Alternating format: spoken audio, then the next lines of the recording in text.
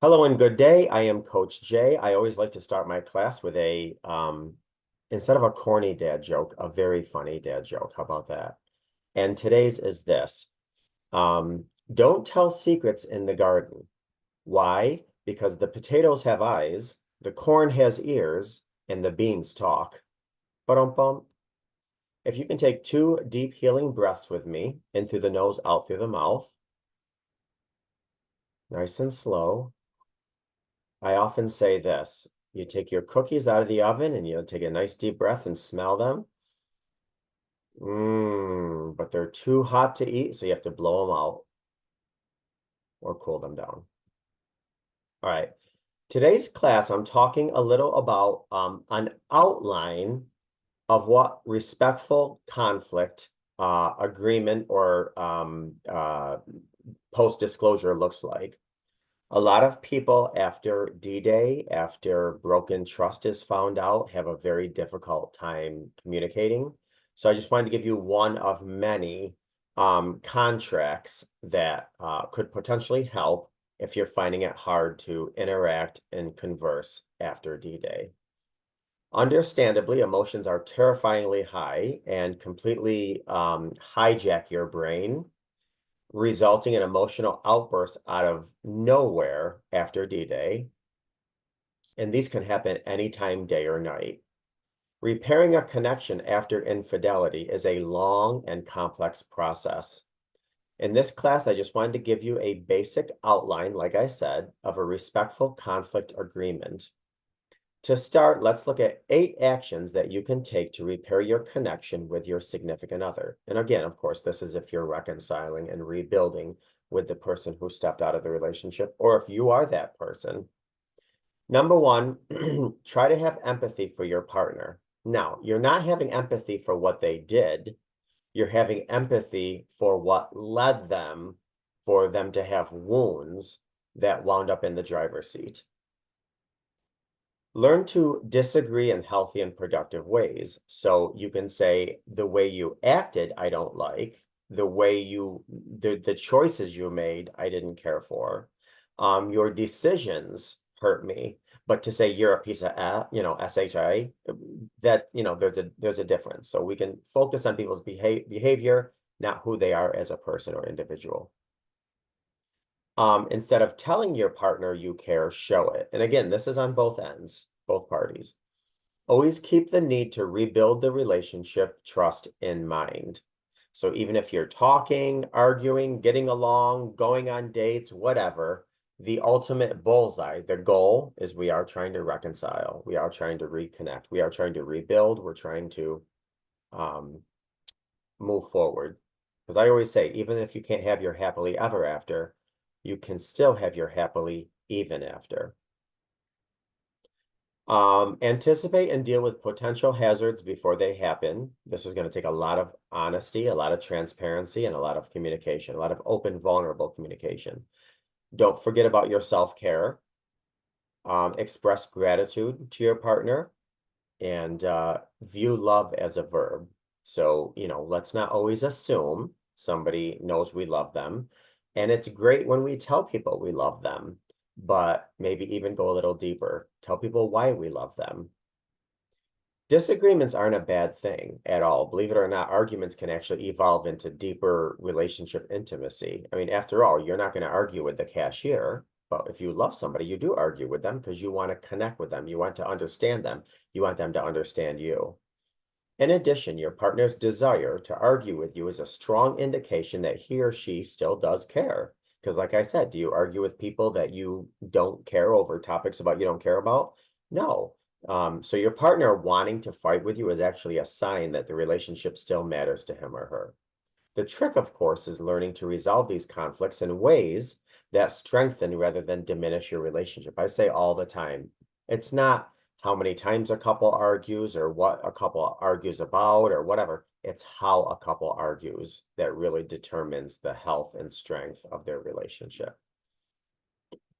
So what does a healthful conflict agreement look like?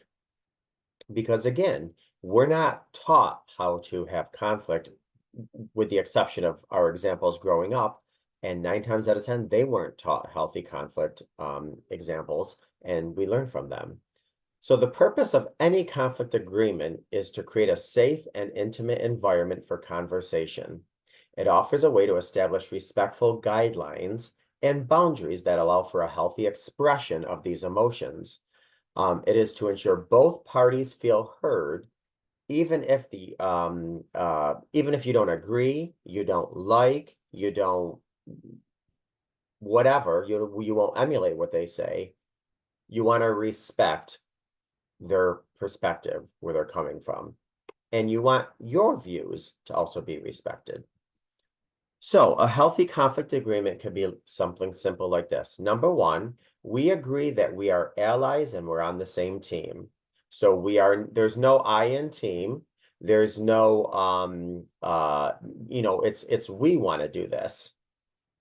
We agree to review this agreement weekly and before attempting to resolve any conflict. We agree to do our utmost to uphold this agreement. You have to hold yourself accountable.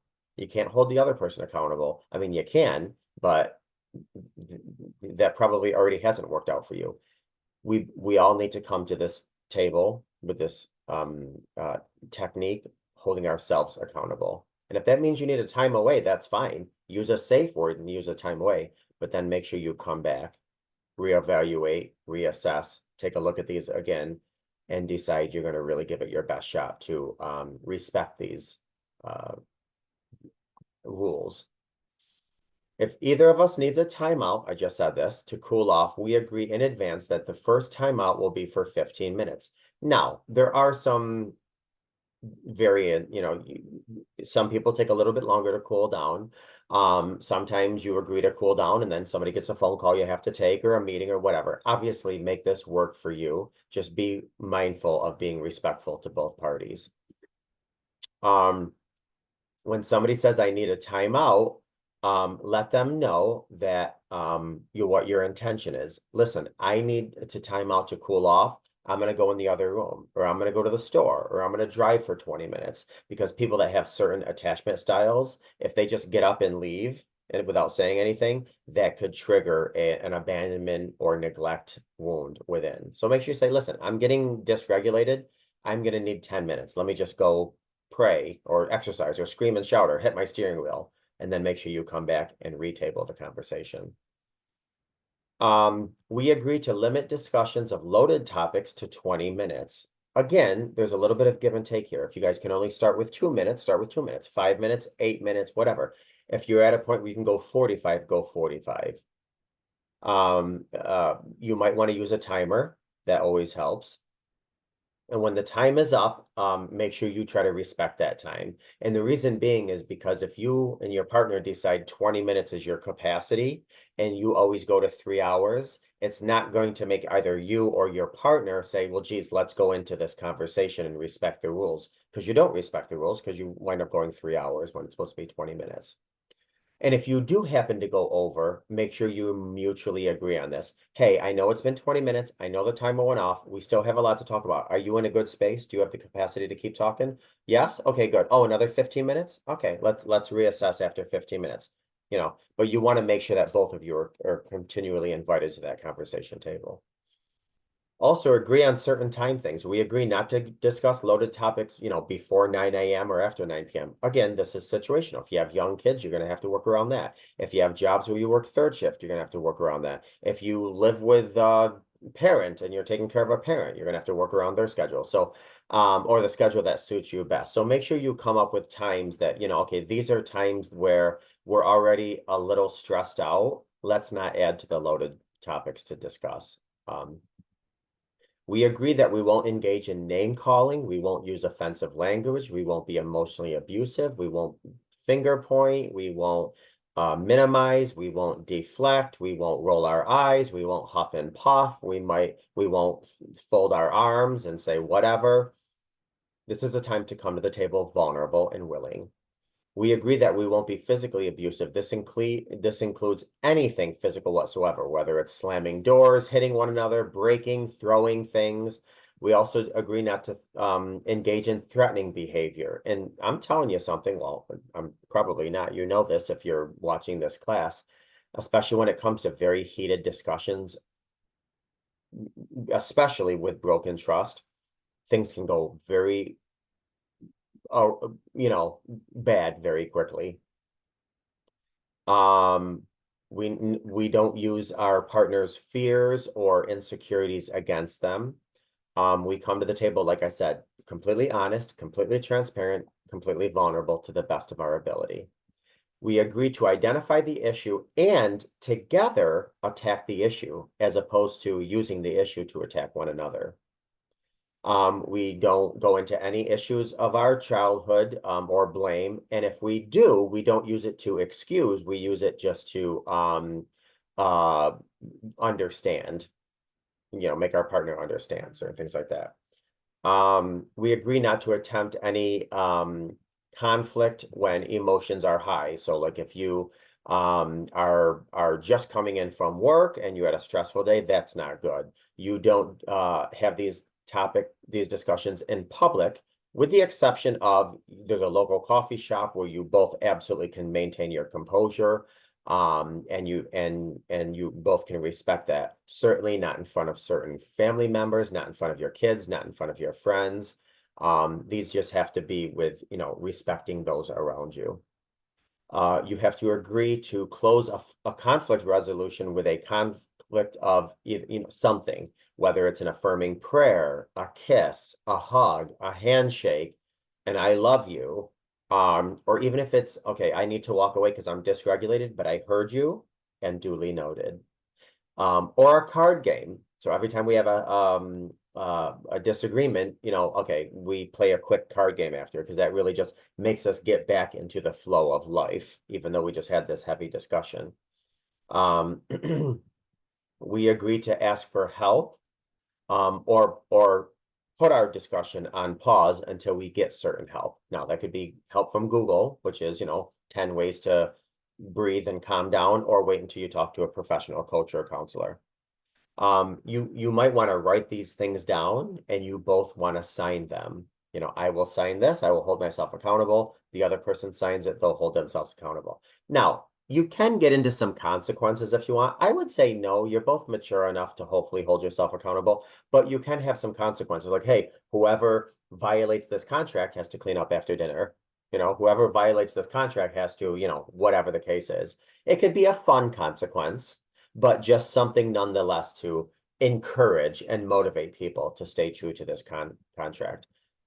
Keep in mind that the principles of this agreement probably seem logical and straightforward, but again, when dysregulation happens, a lot of logic goes out the window. So make sure, again, the biggest thing out of this whole class is that you guys come together and you agree to be heard, you agree to be honest, you agree to be transparent, and you agree that you might not like, love, or emulate the other person's perspective, but you will do your best to be a sponge to it, not a brick. A brick, if something hits it, it bounces off.